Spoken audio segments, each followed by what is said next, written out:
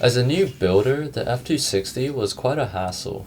Flip the assembled board over, and you're greeted by the huge internal brass weight peeking through and the Toblerone cover for the daughter board. Unscrew that, the daughter board shield, and the brass weight, and you finally begin your assembly by routing the JST cable below the weight and screwing the daughter board onto the shield. The only plate option is aluminum. There's grooves all around it to accommodate O-rings that you push below and into the top case. Mine are optionally cut into pieces.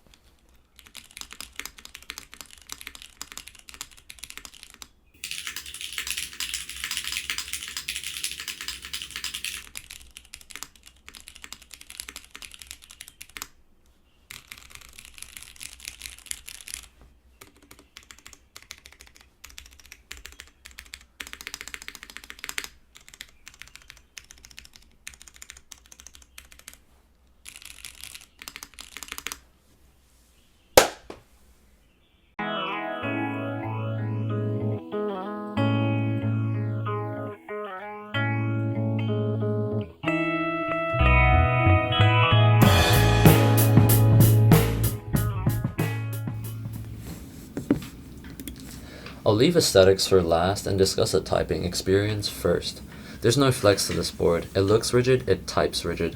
At almost 2 kilograms, it is heft, but not substantially. You can still move it around, and it's beaten out by my Cloud 9 at 2.5 kilograms. The 9-degree typing angle leans towards the higher end, but is really compensated by the low front height at 16.8 millimeters. And a wrist rest is definitely overkill.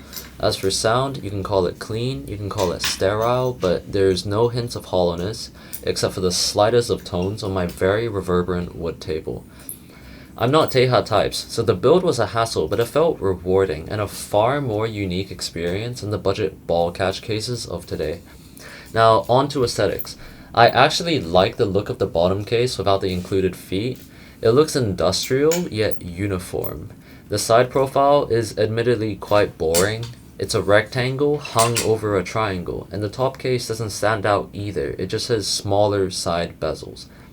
I tried flattering this board in as many angles as possible, but its minimalist design really doesn't pop very hard.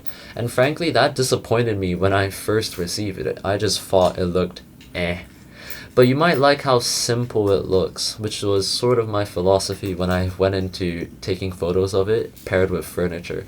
Sometimes it's the most boring designs that stick with you for the longest. It comes in a standard enough anodized silver, the only color variant, though I found Jian saying on a Shinshin Wong stream that there were only 300 units, so the lowered customizability is understandable and also extremely based. Look, at the end of the day, keyboards are input devices.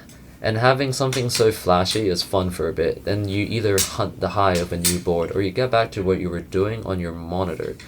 While I wish the exterior was as fascinating as the interior, the f2-60 is still an infallible design to me, and I guess it'll take some time before the timelessness really sinks in.